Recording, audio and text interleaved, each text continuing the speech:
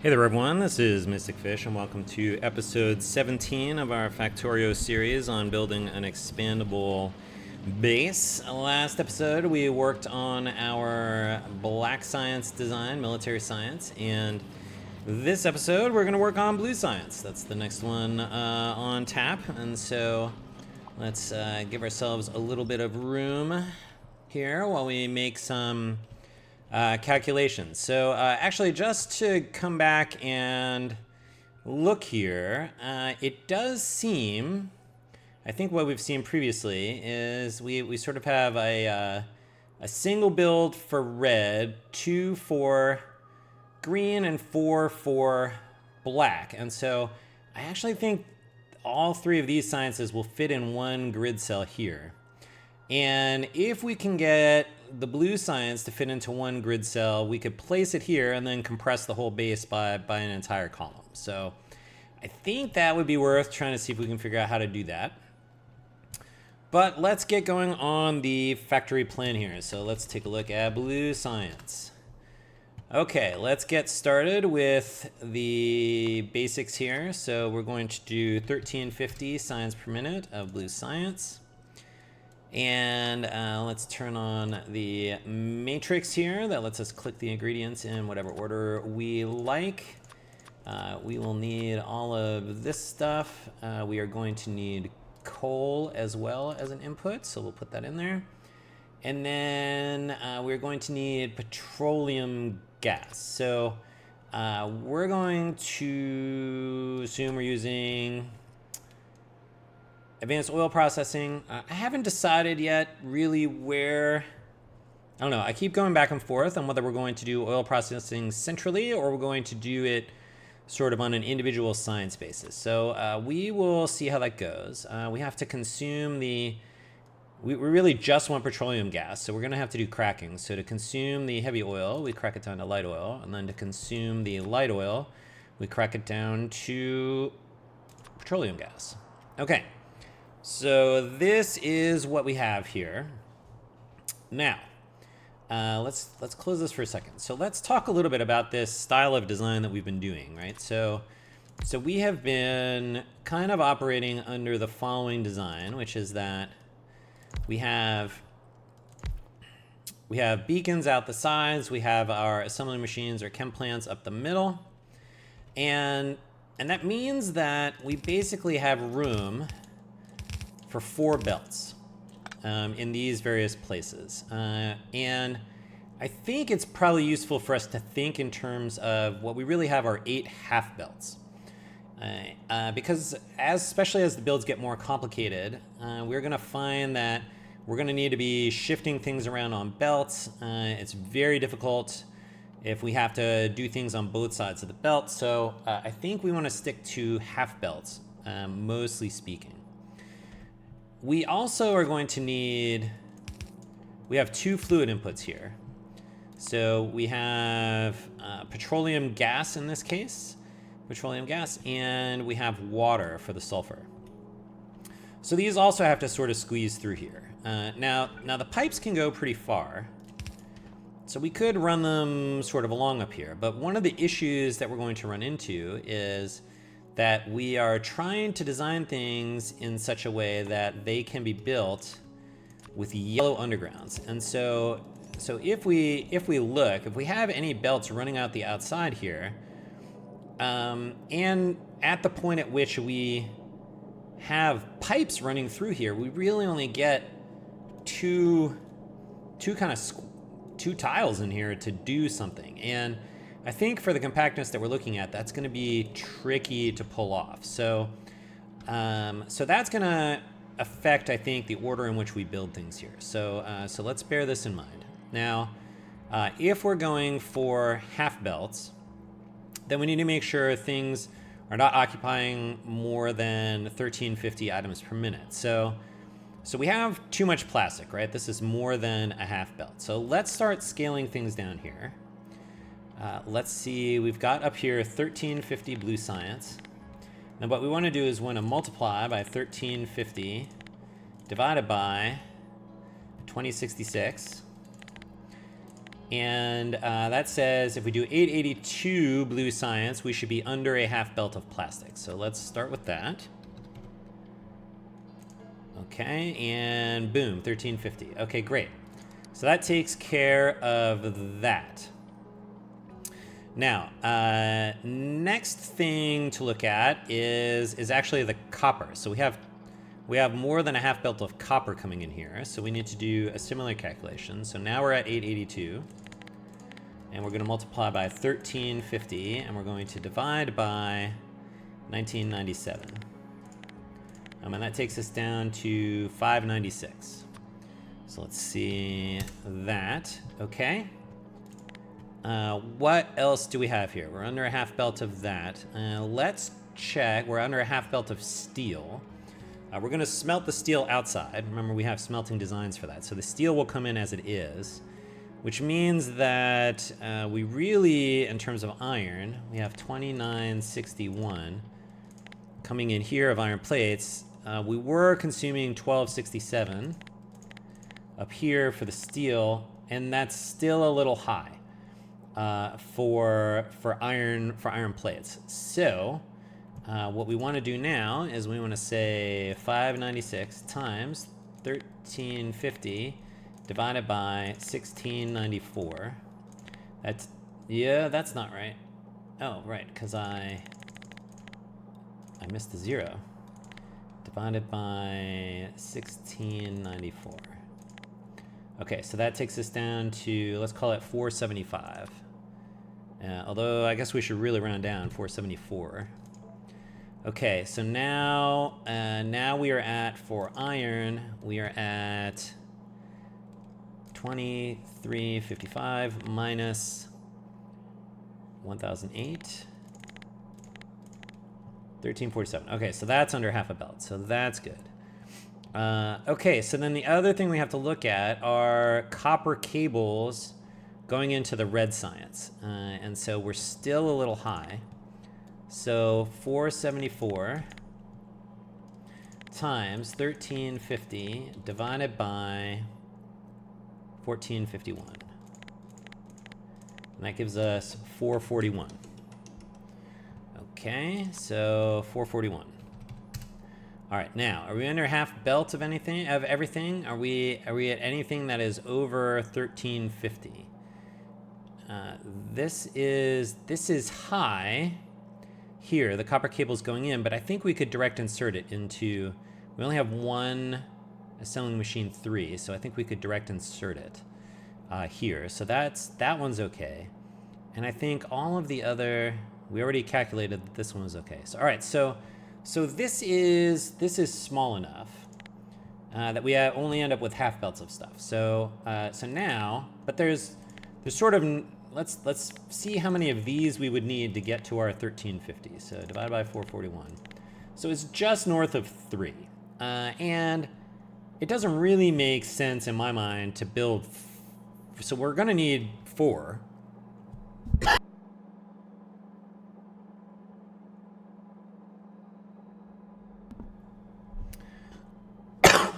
Excuse me.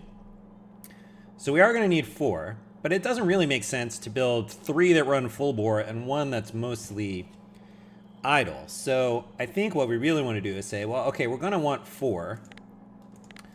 So that's going to be 1350 divided by 4. And that's even smaller. So we'll call it 3. I guess we got to get to 338 because we do need to make sure that 4 of these add up to at least 1350. Okay, and then, right, all of this fits in on half belts, so that is good stuff. Okay, so the next thing to check is how does this line up against our grids? So let's go take a look here. If we're going to try to cram this all into one grid cell, now these are ones we were only going to have the path oriented one way. We know which way this is going to be oriented, so we can get that in there. So the question is, how much can we kind of fit in here? And so let's say that we're going to put, let's go down to here maybe? I don't know. We're gonna need to get belts in both of these directions somehow.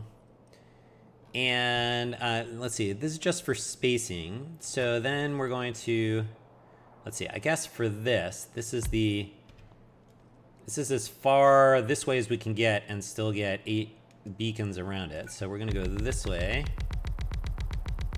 and stop here. Yeah. Okay, and so that gives us space for 25 machines. Okay, so where are we at? So we've got 9, 10, 16, 21, 22, 23, 24, 25, 26. Okay, so this doesn't quite fit where we want to go. So then I guess an easier thing to do would be, okay, let's make it a little shorter, because let's see, if I copied these guys.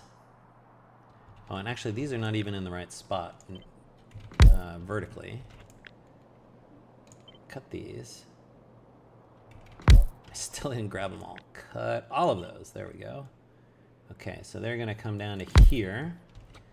Then we copy this one, and that would go there. And then, okay, so let's see how many of these we can tile together. And this is how we're going to pack things together. It's like this. This way we get to reuse the beacons that are in the middle.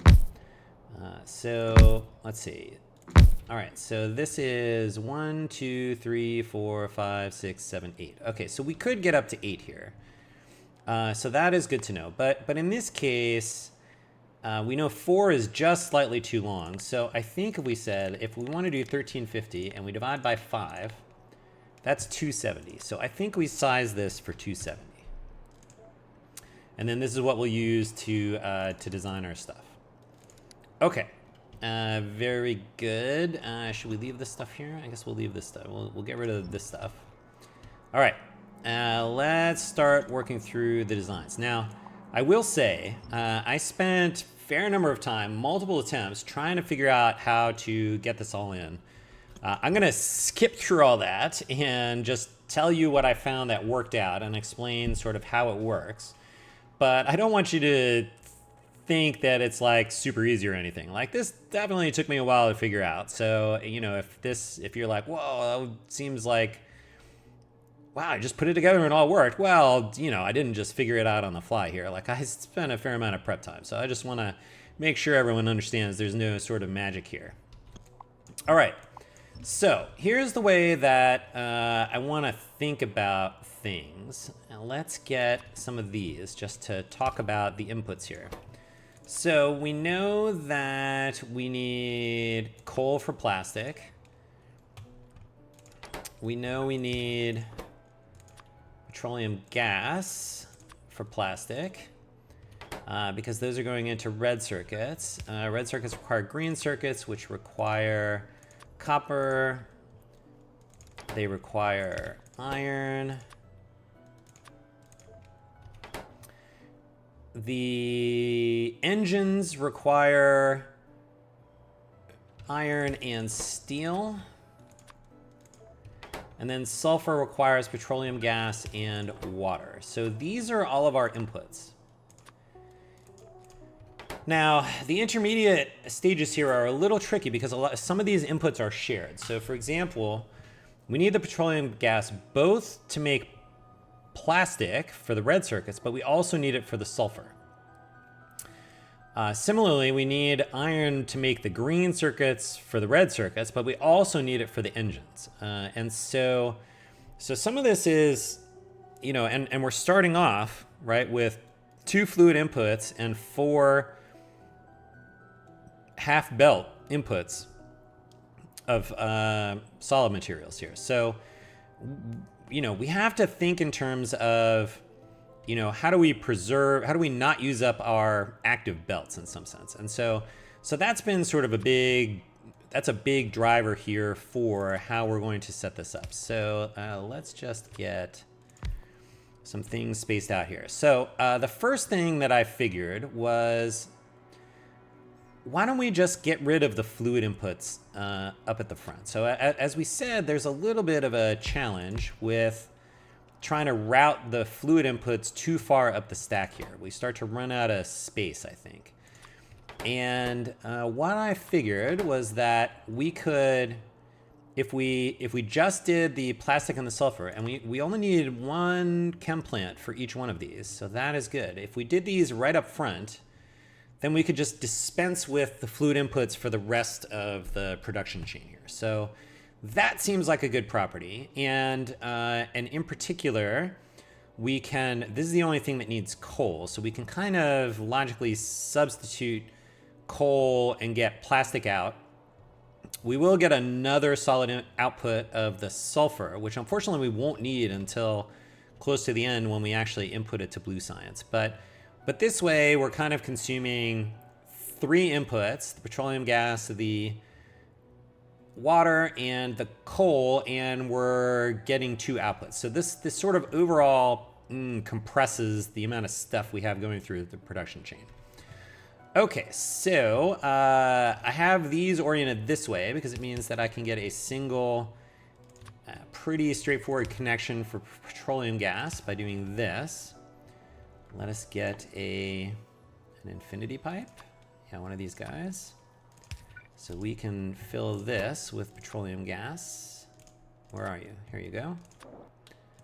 Okay, and then we can similarly get the water in this way. And you are going to do water. Okay. Now, let's see. The only thing that uses coal is the plastic. So this actually gives us a little benefit in that we can cheat and kind of use this middle area of belts because we don't have to send the coal any further up than just right here. So we can put the coal in here. That will be fine. We're going to need to start getting some power in here. So let's go ahead and start putting stuff in here. We need less than a half a belt of coal, so I think because this is only going straight into that chem plant, it doesn't really matter what side we put it on. And then what we'll do here is we'll put the plastic here on the output like this. So we'll put plastic over here. And I think what we'll do over here is that we'll put the sulfur out here on this belt here like this. Now, the sulfur, as I said before, are not going to need it until we get up, eventually somewhere up here we'll need it for the Blue Science. But for the time being, we're really not going to need it. So it'd be convenient to put this sulfur sort of on this inside track here, because we want this outside track for ingredients that we're actively sort of consuming or putting back out onto the belt here. So either inputs or outputs for machines. So if we're not immediately going to use it for inputs or outputs, we want to put it on the middle here. Now, I think because we produce the plastic here, plastic is only needed for red circuits. So I think we actually want to do red circuits next, and then engines, and then Blue Science up here somewhere. So for the engines, we're going to need steel, but we're not immediately going to need the steel, right, until we get to engines. And so what that means is we can also send it on this middle one because we won't need it right away. We can bend this belt around here. That puts the sulfur on the left side of this belt. And then we can send the steel in on this side. Like this, okay? So this gives us steel and sulfur on an inner belt, and we're ready to use that for later. Okay, so far so good. All right, next, let's start working on red circuits. So for red circuits, we need green circuits. And a convenient place to put the green circuits is right here on this side of the plastic belt. So we'll figure out how to do that. Now, I found it was, even though the factory planner says I only need one assembly machine for copper cables, I found it actually easier to just do 2. And so what we have here is a just direct insertion copper cable into the green circuits. Now we can hop this over. This belt here is going to be our inputs. So this is going to be copper and iron in some combination. I'm not sure which side we want what to be on yet, so we'll figure that out in a minute.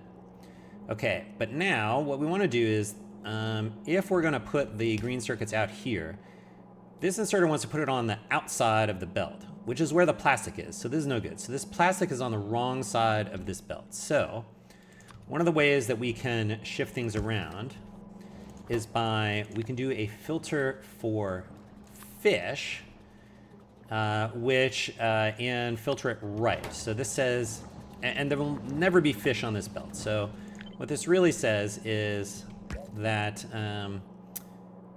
I suppose I could filter there's only plastic on it this way. I don't know, I'm getting fancy, it doesn't matter. I could filter the plastic left and it would do the same thing. So what we do is we do this, and now the plastic's on the inside. So that's good stuff. So this will spit the green circuits on here, and then we've got plastic and green circuits, and that's ready and it's on the outer belt, which means that our red circuits can consume it there. Okay, we know that we need to get copper into here. We know we need to get iron into here in some order or another. Okay, now next, and we still haven't figured this out yet. So let's just bring these down here. I am just going to, let's just see if this works. We'll see if we have to switch these later. Okay, it looks like we need some power. All right, we're getting green circuits out. That's good stuff. Okay, now we need the copper cables for the red circuits. And now, let's see. The trick here is, and then we're going to do red circuits up here. So red circuits, we're going to need 4, right? So the red circuits are going to be here. 2, 3, 4. Okay, so we're all set, right? Here, almost, right? So we've got two of the ingredients for the red circuits over here. And then over here, we need this to be copper cables on one side, and then the red circuit outputs on the other. And so since when we put things out, they want to show up on the outside, that means we need to get copper cables on the inside of this somehow. And so one way that we can do that is as follows, which is that we can get, and I'm doing a couple output inserters here just because I think we need that sort of throughput. So if we do this, now if you look, you can see that there's a gap under the overhang of the underground gap. And so the copper cables on the outside can get onto this underground. Anything on the inside would get blocked by the wall here, but the ones on the outside, so the copper cables will get onto the bottom side of this underground. And then if we bring them across, well, let's see. We know we need to get copper off of here. And then what we need to do is so the problem is we can't put a belt here because that will continue the copper and the iron from below. So what we actually have to do is this, which is weird looking, but basically the copper cable comes in here, it gets on the bottom side of this underground belt, which sticks it on the inside of this underground belt, and then into the appropriate place on this belt here. Now, we are at this point done with copper, but we will still need the iron up here somewhere. So we can put an underground like this, and then if we bend this belt like this, yeah, see, this doesn't quite work because this will block the iron and let the copper go through. See? Yeah, okay, so that means we need to reverse. Here, I'm just gonna do this to consume all this stuff. We need to reverse these two guys. So that we need the copper on the outside.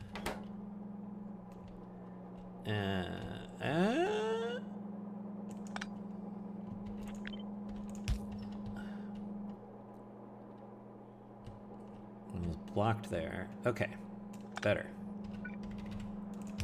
Okay, that lets the iron through. So good stuff. Okay, so now let's see how this looks. All right, there's our copper cables. And now, are we... This is not, we're kind of out of room a little bit. We're kind of out of room a little bit because, although, no, oh, here we go. We can scooch this up more. So this can be up to 4, right? Because then it could still be a yellow underground. Do I want to come to here? No, I just need to come to here. So, so the problem is I need to get 2 inserters on this side, right? I need copper cables in and red circuits out. So I need to be able to do that. While continuing to, oh, this is the wrong way.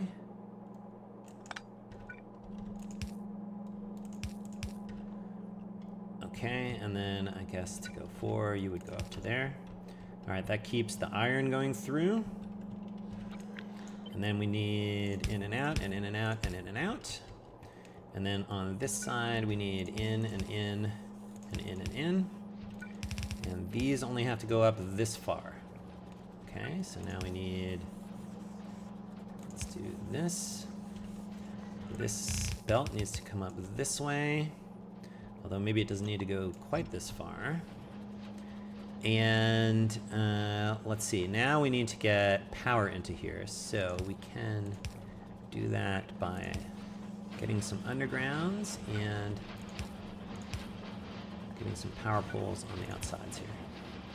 All right, that is making red circuits. So that is good stuff. Okay, but now we still have this sulfur and steel business that we have to get up here, and because we still need that stuff later, and so we need to come up this side somehow. Now I think we can get up here, go this way, hop over here. Let's see. Let's move the. Oops. Let's move these 2 here. I think that still works. And now we can bend. We need to move this. You hop to there. Then you hop to there. And you hop to there. And that goes there. Okay. This is good stuff. Okay. Now, and so we're done with this. Now, okay, we have 2 of the 3 ingredients for blue science. We have the sulfur and the red circuits, but now we need to do some sort of moving or switching some stuff around on belts. And because we're going to need gears and pipes. Pipes. And how many engines? 5 engines. Okay, engines, 2, 3, 4, 5. Now, I will say I spent a fair amount of time trying to figure out how to cram these up against this and switch everything around. And I just could not figure it out. So, but what I did find was that, if I just left if I left one space, I could make it work. So here is what we're going to do. We are going to bend this around. We need to screen off just the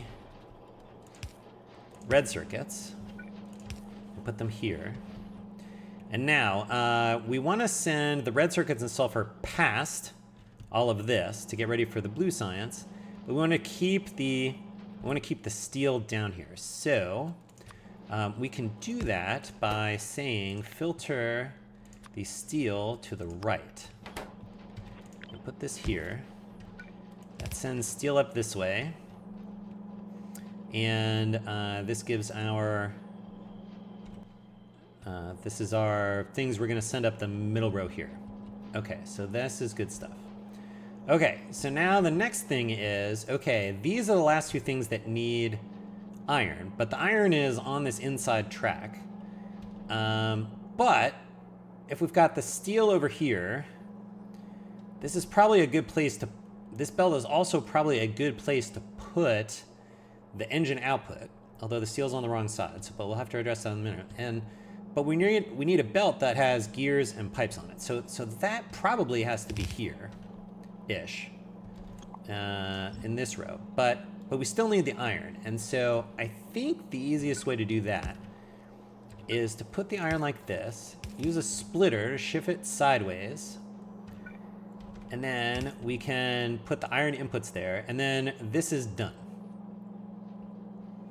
Okay, and then this can be our belt for pipes and gears, and we can get the pipes out here. That will put on the left side, and then we need to get the gears into the right side, which we could do by, how do we want to do that? We could do it, here's an interesting trick. You can use actually just half of an underground. No, that one doesn't work. That doesn't work. That won't work. But I could just do it regular. I could just do that. And then if I do this, that should put the gears should then come on the inside. So let's get some power in here and make sure that's all working as desired. All right, so we do in fact, all right, so that does in fact get us our belt with pipes and gears, so good stuff. Next, we need to get this, we need to get the steel on the other side. So I think we will send this, this belt up this way. Let's get, actually it's almost exactly this one, but flipped to the left.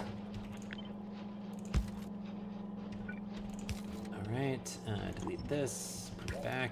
Okay, that gets the steel in the right place. And now I think we have everything we need for the engines. So that is good. Let's see, we need input, output.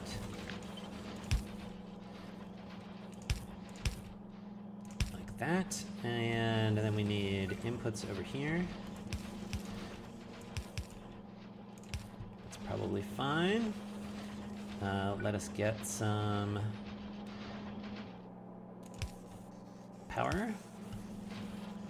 And let's see, we are going to need to hop over this stuff, which means in order to do the power, we need to put it on the outside like we did before. Nope, I did it the wrong way. What we want to do is we want to do it here. That powers that stuff. Then we can also do it here. And that powers that stuff. And we can also do it here. And then that powers that stuff. Okay. This is working good. All right, now, next we have blue science. Now, 7.01. 7.01. So, here's the thing. 270 times 7 divided by 7.01. Right, if we just did 7 machines, this is the throughput, and then we know we're gonna have 5 of these. We do 5, and we are just short of 1350, and that will not do. So we're just gonna have to do 8 machines for blue science. There is just no getting around that. So that's 2, 4, 6, 8. This should be pretty easy. That's our inputs on this side, but we need to get, let's see, we don't need these. We do need to get the engines over here on the inside. So we can use our little undergroundy trick to go from here to here. And then we can Whoops. Yeah. Then we can do this and a belt. And that puts engines on the insides.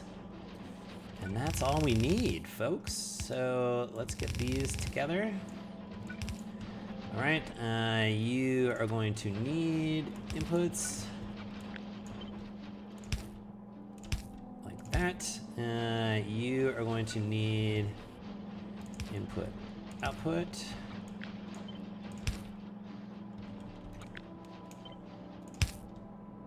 Like that and like that. And now we just need power.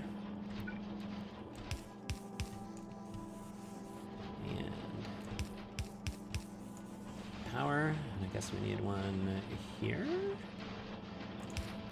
And then we just need a filter to let the blue science through.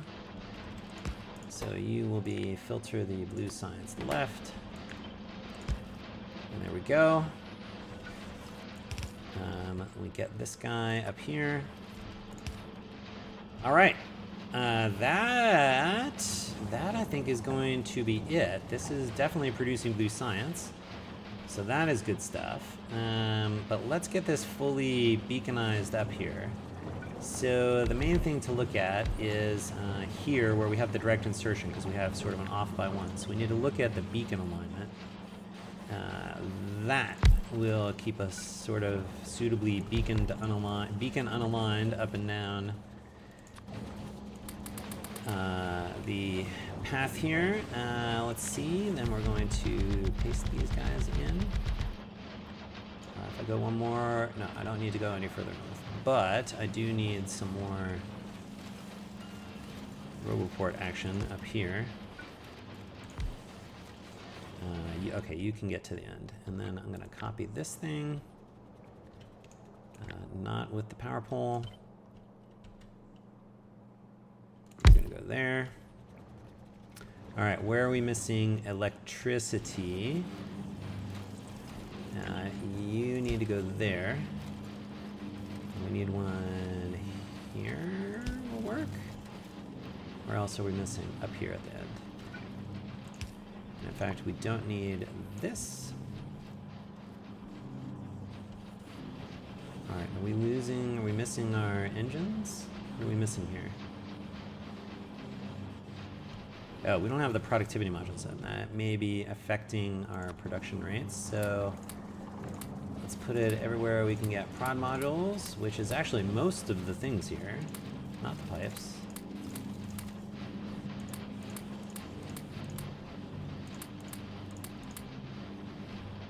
All right, let's see.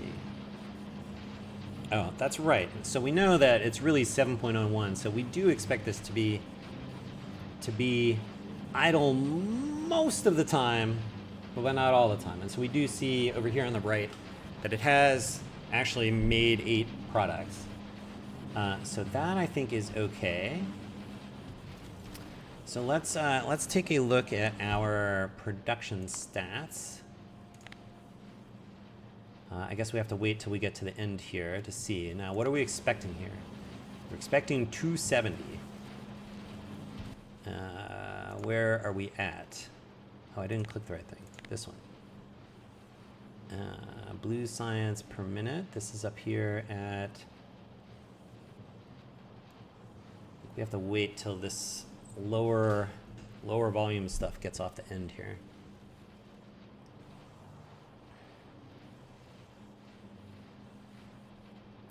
Okay, now this is up higher. So this is up in the 290, 280 sort of range, which is really what we are looking for here. So I think this is going to do it. And the last check that I want to make is if we grabbed all this,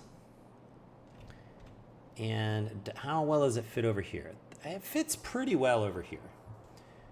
We can kind of get it all. We can kind of get it all in here, and that seems okay. And we're going to use 5 of these. So we're not going to do it now, but we're going to have to kind of pack this into a grid at some point. Maybe next episode, what we'll do is we'll sort of lay out the specific grids for red and green and black and blue science, we can see what those are ultimately going to look like. Oh, look at this, I'm missing power. Power. Right there. So, okay. What I'm gonna do off camera, I'm going to set up the blueprints here, much as we've done for the other ones, right? Where we've got the initial version with yellow belts, then we've got a version where we've upgraded to assembly machine 3s and are using red belts. Then we get the initial set of beacons, but with speed 1 modules, and then finally we get the fully upgraded as our sort of core blueprints here. And but when so I think we'll keep those annotated. We'll get the signs per minute annotated on all of these. However, when I think stamp down the blueprints here, we really actually just need to add and align just the yellow versions, because I think we're going to add all of the yellow versions first. Get those all out there, that establish all of the belts that we need for everywhere, and then we'll start upgrading and adding beacons and more modules and things like that as we go. So we'll have a series of blueprints as we've done before, and but we'll put those together, I think, at a future episode. We'll leave that as a problem for future Mystic Fish. I am pretty happy with this. I have to say, it was pretty satisfying to figure out how to lay this all out linearly and sort of stick together. And so again, we have our nice, by doing this, we have a very easy upgrade path for these things, which is nice. And I think we have generally just established that. I think let's update our little proposed layout here. So we are not going to have this guy. We are going to have this guy. Then we get rid of these, and then we can shift all of this over. And so we will update our proposed base layout like this, because I think in the next episode we'll actually figure out what the blueprints for these 2 grids are going to look like. For the remainder, it seems pretty clear that we're going to need, because all of these recipes for the remaining sciences, have even longer production chains. And I think it's a fun challenge to try to lay things out linearly like this. But I think the production chains are going to start to get longer. And we are going to need sort of more and more copies, right? We're up to 5 copies just for blue science. And so I actually wonder if what it's going to look like is actually something more like this. I'm gonna put those back. Where we actually, the production chain is long enough that it spans 2 grids, and we need enough copies of it that it's going to span 2 grids this direction. So it would not surprise me if we ended up building something, in this style here. As we go. So I don't know. We'll see how that goes. I think we can't tell yet until we have finished building these, or we'll be able to figure that out as we design each of the remaining sciences here. But we do need to do a little bit of sort of belting work to figure out how to connect all the things that we need in here. Some of these iron guys are probably going to turn out to be steel guys instead. Like, we know we need steel for black science and for blue science. So we'll have to see how we allocate that stuff out there. So still have more to do, but making steady progress. So I'm going to go off camera. I'm going to go update the rest of the blueprints that we had for the blue science here. If anything shows up in the process of doing that, maybe I find some errors, I may pop back in just for a minute before the end of the episode here to just point out the sort of mistakes that needed to get corrected. I am a little curious. So this has produced now 94 products, right, up from 8. So this is period, and it actually just did another one. So this final blue science is occasionally producing stuff, which is what we would expect, even if it is idle for a lot of the time. But yeah, so we're gonna finish up these blueprints. We'll publish them with the episode as per usual practice, and I'm gonna just assume that if there's anything that's in there, I'll either just drop a pinned comment if it's a minor update. I think this is fine. Anything that's substantial, I'm changing my mind now. Anything substantial that we have to address in here, we'll just talk about it at the beginning of the next episode. So we will end things here, indeed. And so, as always, thanks for watching. We'll see you next time. And until then, bye.